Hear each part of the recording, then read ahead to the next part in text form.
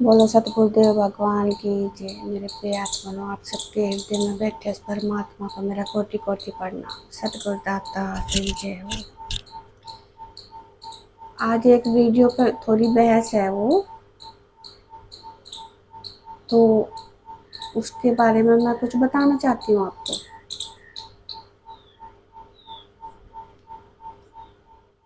ना हमको उस चिपकती हुई चीज से पैदा किया, वो उसको जोंक भी, आप जोंक की तरह का मिसाल दे रहे हैं। वो ये तो हम इसको वो बनाते हैं, ये एक साइंटिफिक हकीकत बनाते हैं। 1400 साल पहले किसने वो ये चीज बताई जो कि अभी साइंस मान रही है। सुनो सुनो मेरा भाई, रुक जाइए, आराम से बोलिएगा, मजाक मत कीजिए। मोहम्मद साहब अनपढ़ थे, आप उनको साइंटिस्ट बना रहे हैं, इतना बड़ा मजाक मत कीजिए।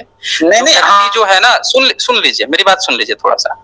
जो व्यक्ति जिसमें रहता है, जैसे मान लेते हैं कोई अनपढ़ है, तो उसको अनपढ़ कह देने में कोई बुराई नहीं है। जबरदस्ती उसको साइंटिस्ट कह के आप मजाक मत उड़ाइए।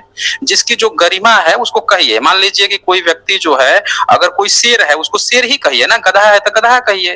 अब गधे को शेर कहिएगा, शेर को गधे कहिएगा तो तौहीन होगी ना दोनों की। तो इसीलिए मेरा भाई आप मजाक मत उड़ाइए। रुक जाइए, थोड़ा सा रुक जाइए। मोहम्मद साहब का प्लीज यहाँ मजाक मत उड़ाइए। वो एक अनपढ़ व्यक्ति थे, आप उनको साइंटिस्ट मत बनाइए यहाँ पे। अब आगे बताइए क्या कहना चाहते हैं। हाँ बोलिए। तो आप समझ नहीं रहे ना बात, मैं किसकी बात कर रहा हूँ? मैंने तो अल्लाह पाक की बात की, मोहम्मद की तो बात नहीं की। अल्लाह पाक आप जानते हैं? अल्लाह पाक को आप जानते हैं? तो वही तो मैं आपको बता रहा हूँ। एक अनपढ़ बातचीत हुई है? सुनो यार, कभी बातचीत हुई है अल्लाह की? आपसे कभी बात हुई है अल्लाह पाक की? ये कुरान पाक अल्लाह पाक का कलाम है जिसने हमको पैदा किया है। ये तो आप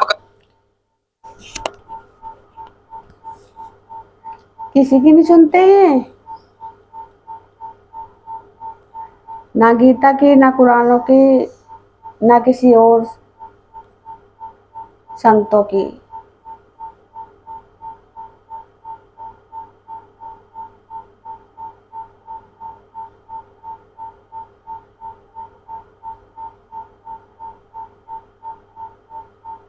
कहते हैं ये कि अल्लाह से कभी बात हुई है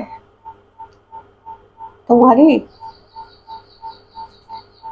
बात ऐसे नहीं करते परमात्मा।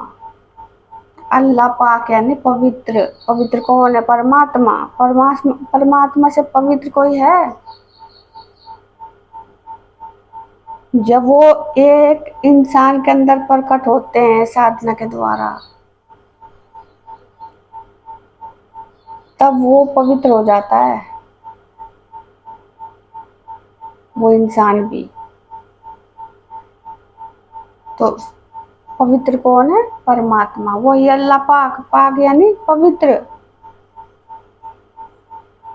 और रही बात करने की बात, परमात्मा बात करते हैं, जिसे हम ईश्वर कहते हैं, परमात्मा कहते हैं।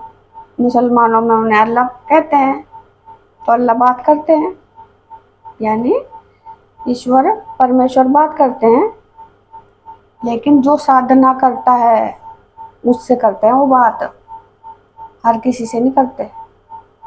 वो उनकी भाषा होती है, मैंने पीछे भी बताया आपको। उनकी मौन की भाषा होती है, सब बात करते हैं वो। अगर वो बात ना करते होते तो ये रहस्य कैसे खुलते?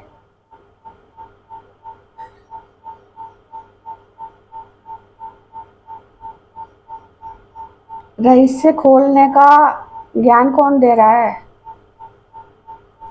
परमात्मा। तो वो बात करते हैं तभी तो उन रहस्यों को पता चल रहा।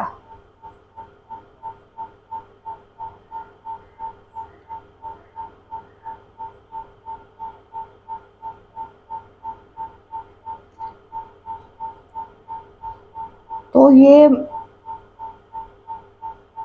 कहना गलत है कि परमात्मा ने, मतलब अल्लाह ने बात करी। कभी बात करते हैं जो उनके पास जाते हैं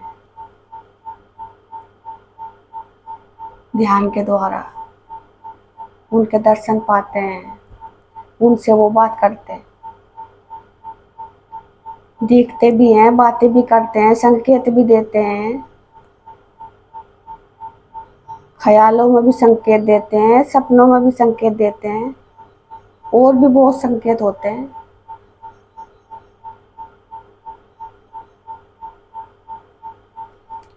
हर चीज को मुंह से बयान नहीं करा जाता, जो जो होता है घटित अपने अंदर। इसलिए कहते हैं गुरु गुण लिखा ना जाए, लिखने में नहीं आ सकता है वो। जो कुछ महसूस होता है वो ना बोलने में मैं समझा सकती हूँ आपको, ना लिख के समझा सकती हूँ। कुछ समझाने में आते हैं लेकिन कुछ अनुभव में आते हैं, वो बता के नहीं होता। इसलिए कहा गुरु गुण लिखा ना जाए, सात समुद्र की मसी करूं, गुरु गुण लिखा ना जाए। सात समुद्री सात चक्री तो हैं।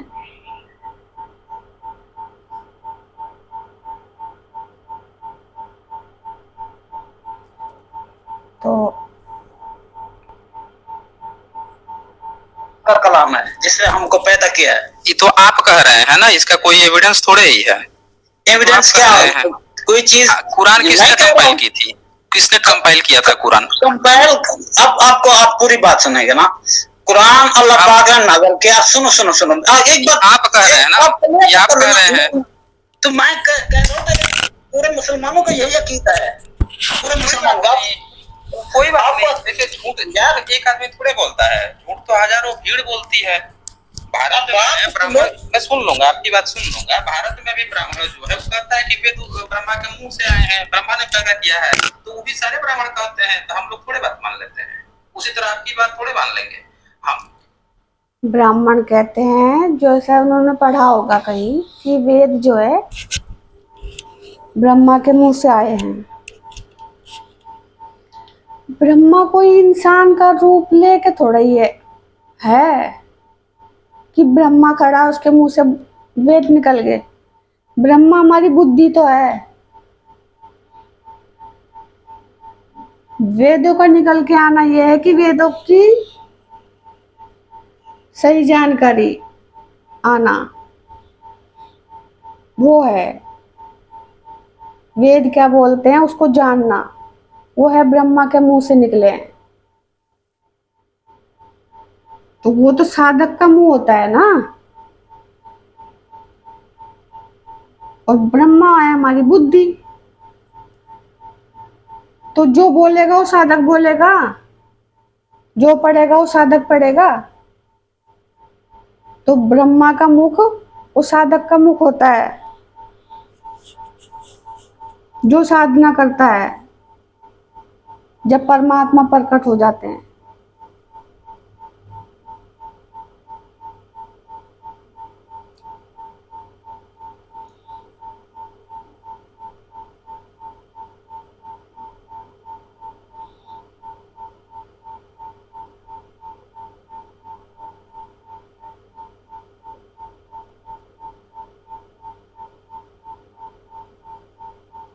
तो जो मान लो ब्रह्मा विष्णु महेश नीचे हैं, कोई पालन करता, कोई रचयिता रचने वाला, कोई संहारक, तो इतने वो नीचे हैं, इतने वो उनकी नीचे का काम सौंपा हुआ है। सृष्टि की रचना, जैसे बच्चे पैदा कर दिए, वो सृष्टि की रचना होगी।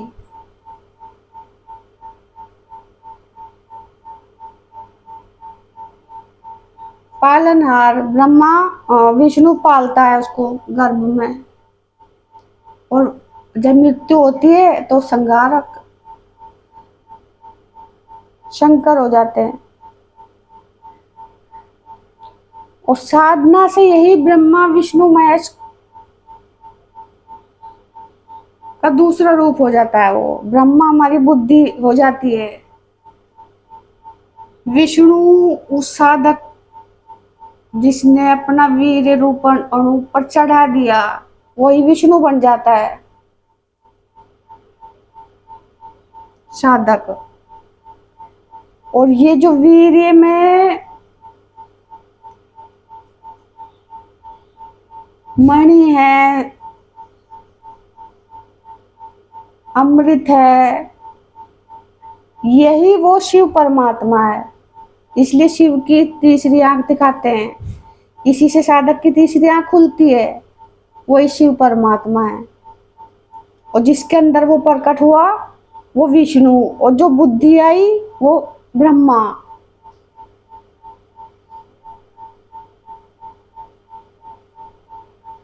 हैं सब एक ही।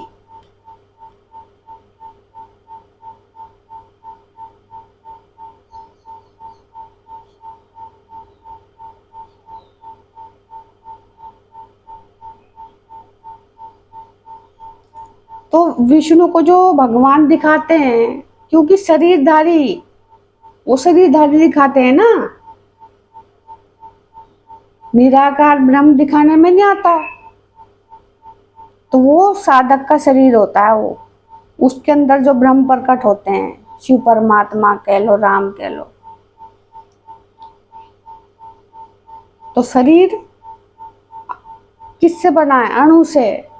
विश्व में क्या फैला है? अणु रूप। तो साधक जितने भी हैं, साधना करके वो रूप उनका भी हो सकता है।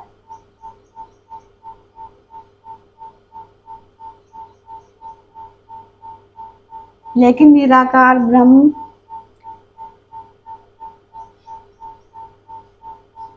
वही असली परमात्मा है, जो देखने में साधना के द्वारा आता है।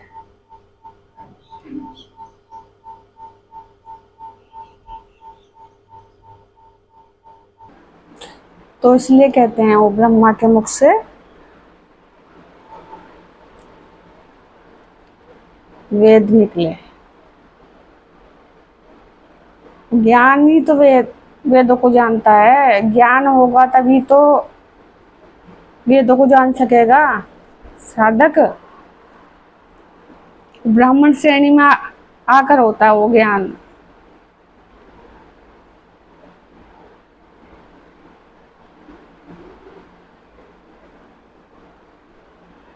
तो ब्रह्मा हमारी बुद्धि है।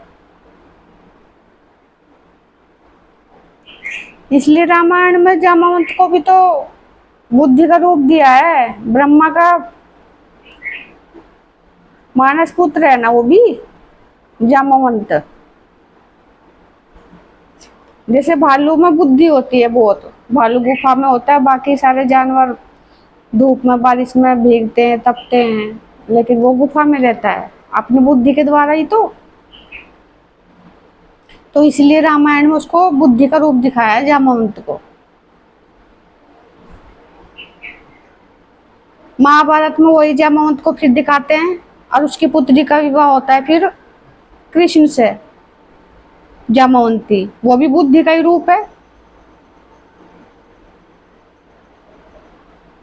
तो जो चीज रामायण में दिखाई वही डायरेक्ट महाभारत में आ रही निकल के।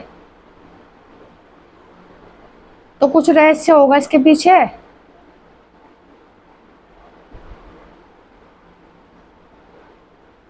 इंसान का रूप दिखाते हैं, इंसान जैसा बोलता है, इंसान जैसा चलता है, तो वो एक साधक ही तो होता है। क्योंकि अंदर की चीज दिखाने में नहीं आती, इसलिए बाहर की चीज दिखाई जाती है। वो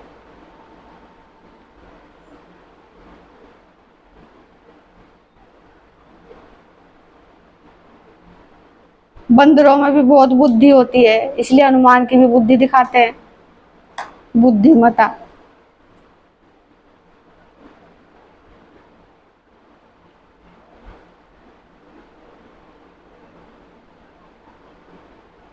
तो जो चीज बाहर होती है उसे वो अंदर का जो हमारी घटना होती है उसको उसका रूप दे के समझाया जाता है।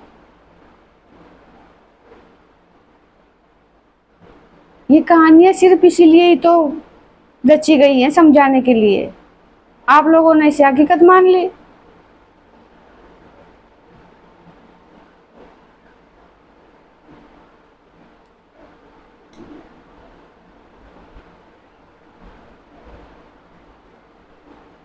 सत्य को जानने के लिए कहानी रची गई है। किसी तरह इंसान ध्यान तक पहुंच जाए, ध्यान तक पहुंच जाएगा तो इन कहानियों को समझने लगेगा।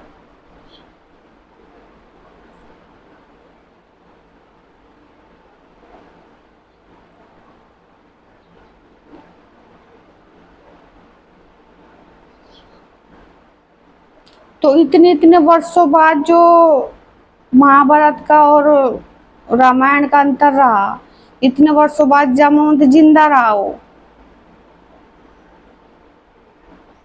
इतनी उम्र होती है ऋषियों की।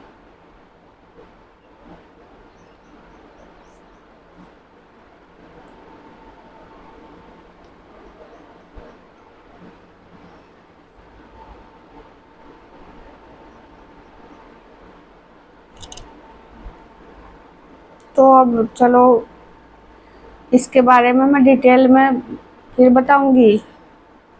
बताया तो बहुत कुछ है।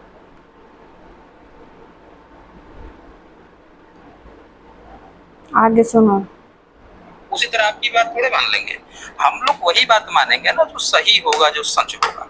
आपकी कभी अल्लाह से बात हुई है तो बताइए, बताइए मुझे मोहम्मद बिलाल।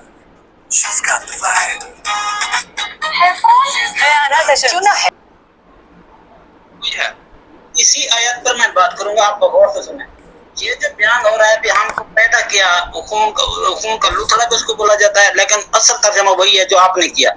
चिपकती हुई चीज, वो जो जौ की तरह होती है, उससे वो जो इंसान की शुरुआत बनती है, हाँ जौ की लीज भी बोलते हैं, जो चिपक जाती है। चिपक जाती है? कहाँ पे ये होती है यार? ये जोंक नहीं समझते, जो खून चूसती है, खराब खून चूस लेती है। अब उसको क्या बोलते हैं? अच्छा, जोंक से कैसे इंसान पैदा होता है? ये तो हमने उससे नहीं पैदा होता, ये उसकी शिक्ल बता रहे अल्लाह पाक। वो जो माँ के पेट में होता है वो उसी तरह का होता है। माँ के पेट में जोंक होता है? माँ के, यार रहम की बात करो, माँ के पेट में रहम, उसमें हमारी जो शिक्ल होती है शुरुआत, वो वैसे उसी शिक्ल की होती है शुरुआत हमारी, जब हम बन रहे होते हैं।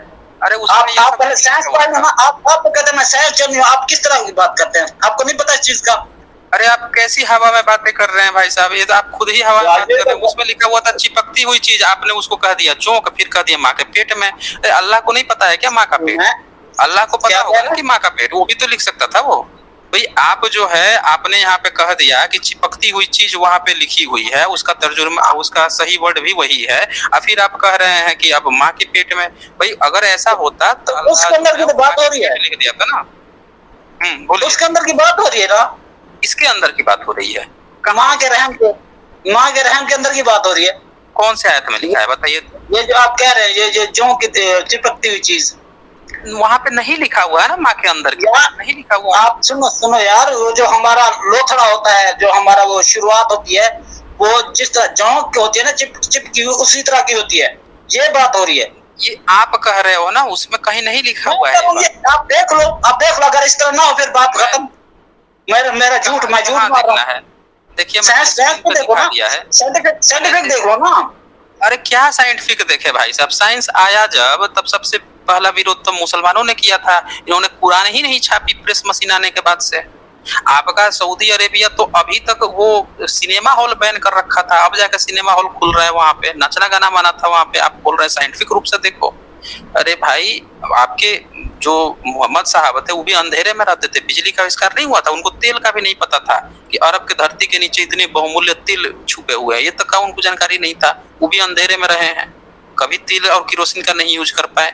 तो आप उनको साइंटिस्ट बोल रहे हैं, क्यों उनकी तौहीन कर रहे हैं? उनका मजाक ना उड़ाएं, जैसा थे उसी कद में उनको रखें ना।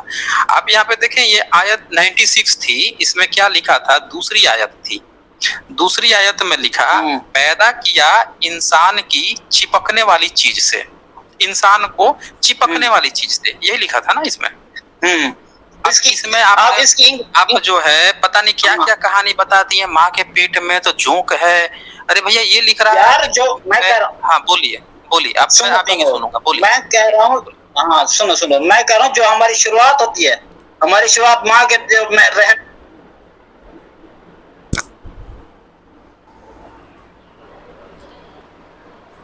तो इसमें मेन मुद्दा है, इंसान को पैदा किया चिपकने वाली चीज से। अब उसने जोक बताई।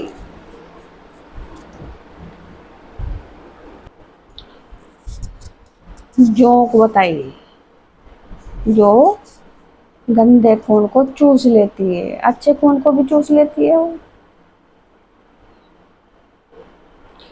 तो जोक का भी मतलब वासना से ही है। इंसान की उत्पत्ति इसी चीज से ही तो हो रही। जोंक टाइप का आदमी का लिंग लगाओ तो खून चूसता है वो। वासना खून ही तो चूसती है, खून से वीर्य बनता है, खून से तो वीर्य बनता है, उसको चूसती है जोंक। तो वही जोंक की तरह चिपकने वाली चीज, चिपकने वाली चीज से इंसानों का जन्म दिखाया। तो चिपकने वाली चीज वासना चिपकती तो है। एक दूसरे से चिपकोगे नहीं तो बच्चे पैदा कैसे हो जाएंगे। तो चिपकने वाली चीज वासना ही तो है।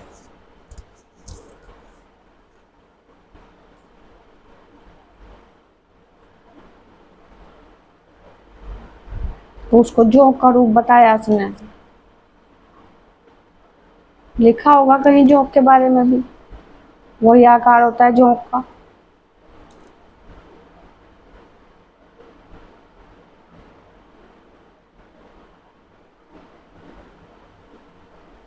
और जोक का काम खून पीना ही तो होता है।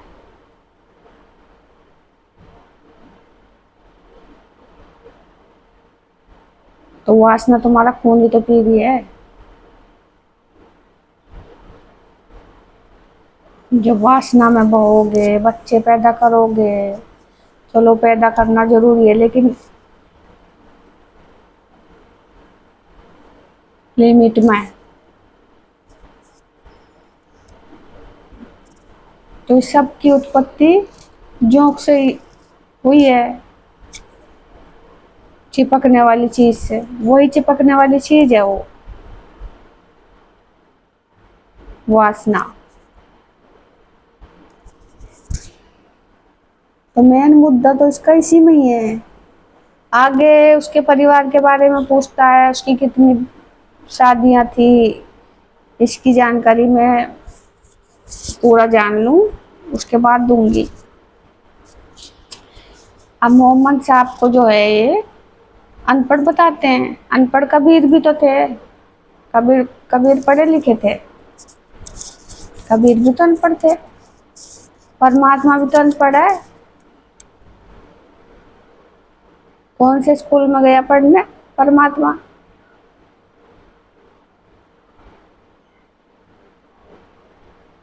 तो इनका रहस्य मैं जो है धीरे धीरे खोलूंगी।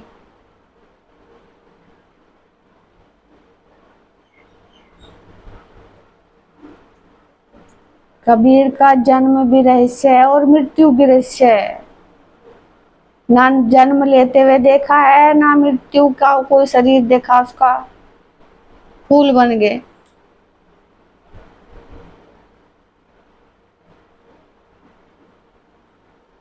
जो इंसान का जन्म होगा उसके शरीर के फूल नहीं बन सकते साधना से भी।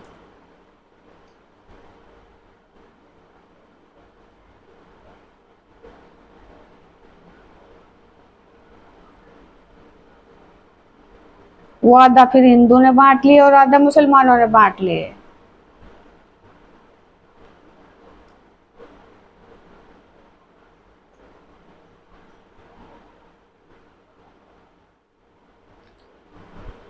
इसकी भी पूरी कहानी मैं थोड़ा जान के बताऊंगी।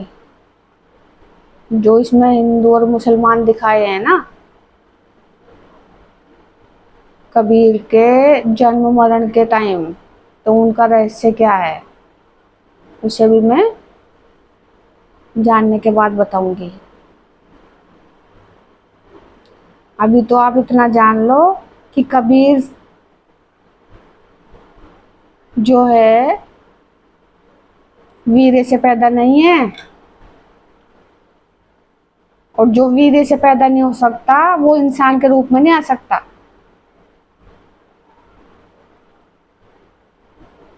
वो एक साधक के अंदर तो आ सकता है लेकिन डायरेक्ट नहीं आ सकता। तो वही है कि कक्का केवल नाम है, बब्बा ब्रह्म शरीर, रे रसम में रम रहा, ताका नाम कबीर। पानी से पैदा नहीं, सुहासा नहीं शरीर, अनार करता नहीं, ताका नाम कबीर। इसलिए कबीर पंथी वाले जो कहते हैं कि कबीर सबसे बड़ा परमात्मा है, और परमात्मा तो निराकार है। निराकार वीर्य से पैदा तो नहीं होगा, पानी से पैदा नहीं। उधर ना जानने के लिए वो पानी तालाब को दिखाते हैं। तालाब में कमल का फूल आता है और कमल के फूल के ऊपर कबीर प्रकट होते हैं। कबीर जो परमात्मा प्रकट होंगे तो कमल के फूल पे ही प्रकट होंगे। ये सातों चक्रों में कमल ही तो खिलते हैं। जब ये सातों चक्र जगेंगे उसी कमल पे तो परमात्मा प्रकट होते हैं।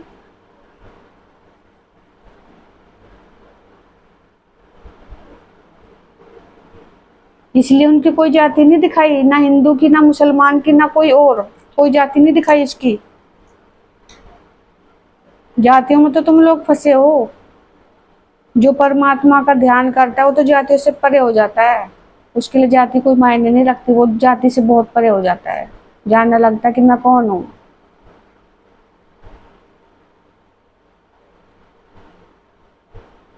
ज्ञान जातियों को हटाती है और अज्ञानता जातियों को जोड़ती है। सभी लोग जातिवाद में फंसे हैं आजकल, वरना तुम आत्मा हो लेकिन तुमने अपने को शरीर माना है, शरीर से जुड़े हो। मैं जो है शरीर में वो आत्मा है। जो मैं कौन हूँ का जब सवाल है तो मैं कौन हूँ, शरीर तो मरने के बाद भी रहता है, क्या कर सकता है वो। तो मैं कौन हूँ, कौन बोल रहा है, कौन खा रहा है, कौन चल रहा है, कौन देख रहा है, कौन सुन रहा है, ये मैं कौन हूँ। तो वो मैं जो है वो आत्मा है। ये जो बोल रही है शरीर नहीं बोल रहा, ये आत्मा। आत्मा नहीं होगी शरीर में तो बोल सकोगे? कुछ भी नहीं कर सकोगे, कुछ भी।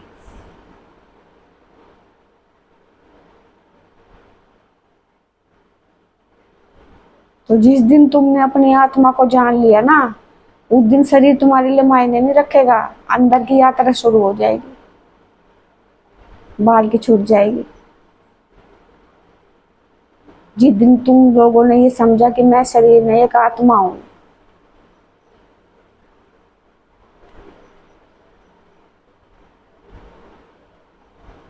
आत्मा पे जैसे हम लोगों ने शरीर पे ये कपड़ा चढ़ा रखा है, आत्मा पे ये कवर चढ़ा हुआ है, कपड़ा, वस्त्र।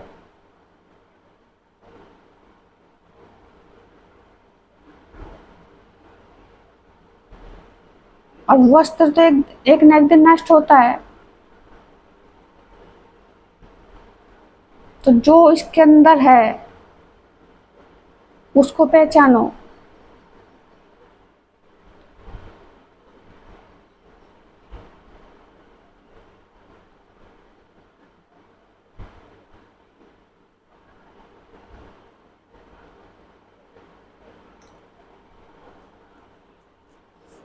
एक और आता है कबीर के उसमें, मोह को कहाँ ढूंढे रे भैया, मैं तो तेरे पास में। मोह को कहाँ ढूंढे रे बंदे, मैं तो तेरे पास में, कबीर कहते हैं। तो मेरे पास में कौन है? परमात्मा। वो कहते हैं कि मोह को कहाँ ढूंढे रे बंदे, मैं तो तेरे पास में। जो तुम बाहर भटकते फिरते हो ना, मंदिरों में, मस्जिदों में, पहाड़ों में, जंगलों में, वहां मत खोजो, अंदर खोजो, अपने अंदर। तो जहां तुम हो वहीं परमात्मा प्रकट हो जाएंगे। कहीं बाहर जाने की जरूरत नहीं है, कहीं घर छोड़ने की जरूरत नहीं है। घर छोड़ने का तब मजबूरी बनती है घर छोड़ने की। जो घर वाले साथ ना दें या कोई अड़चन आ जाए, तुम्हारे अध्यात्म में चलने पे कोई घर वाले अड़चन करते हो तो घर छोड़ने की नौबत तब आती है। तुम्हें पूरा समय नहीं मिल रहा है, घर में बाधा हो रही है, तब घर छोड़ सकते हो। लेकिन परमात्मा के लिए अगर घर छोड़ोगे तो ये मूर्खता है।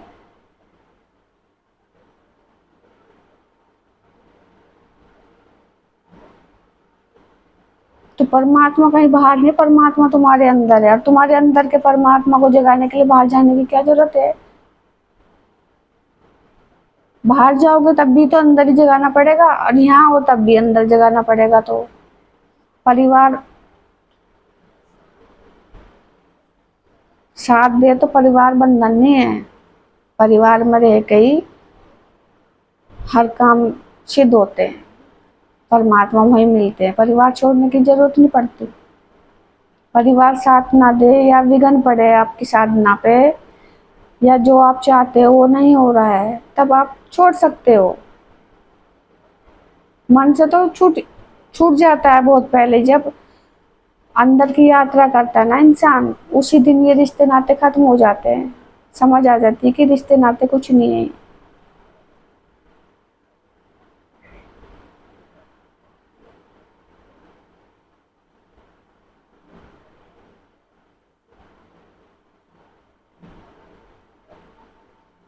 तब उसे संसार पता चलता है, संसार क्या है। संसार से कोई मोह ममता नहीं रहती उसे, सिर्फ परमात्मा एक हो जाता है वो परमात्मा में। जैसे कहते हैं ना, दो नाव है, एक सार की और एक संसार की। संसार की नाव में बैठोगे तो सार नहीं मिलेगा, सार की नाव में बैठोगे तो संसार की नाव अपना आप छूट जाएगी। और दो नाव पे सवार जो है पार नहीं कर सकता दरिया, उसको किनारा नहीं मिल सकता, वो डूब जाएगा बीच में ही। एक उधर को ले जाएगी, एक उधर को ले जाएगी, तो बीच में डूब जाएगा ना वो।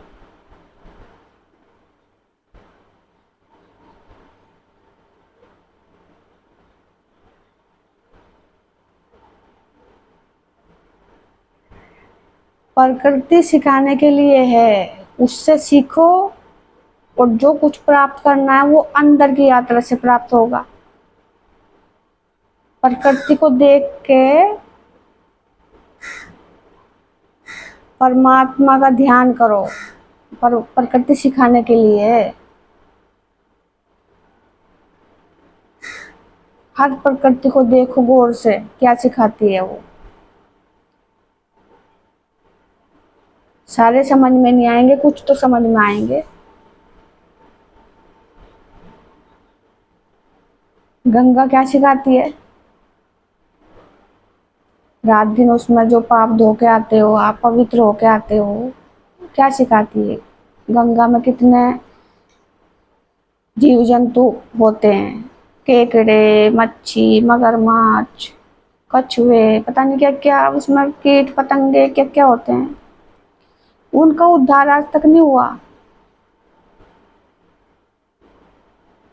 वहीं के वहीं गंगा में पड़े हैं रात दिन, उनका उद्धार नहीं हुआ। गंगा में नहा नहा के रोज नहा रहे हैं वो। आपका एक दिन नहा के उस उद्धार हो जाएगा, पाप धुल जाएंगे।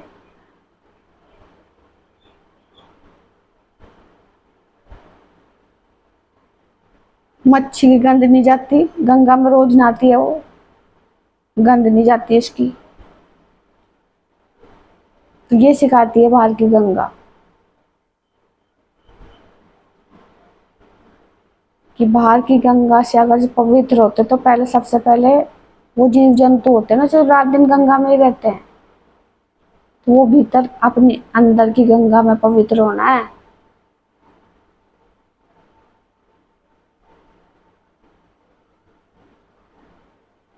शरीर को नहलाने धुलाने से कुछ नहीं होता। पवित्र इंसान तन को पवित्र बनाना इतना जरूरी नहीं जितना मन को पवित्र बनाना जरूरी है।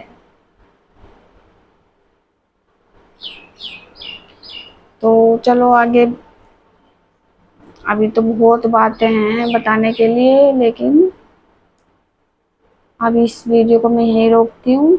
जो इस वीडियो की जानकारी थी चौंक वाली, वो मैंने आपको बताई।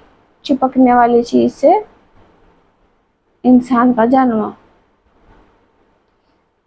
तो तब तक के लिए मेरी राम राम। सतगुरु दाता तेरी जय।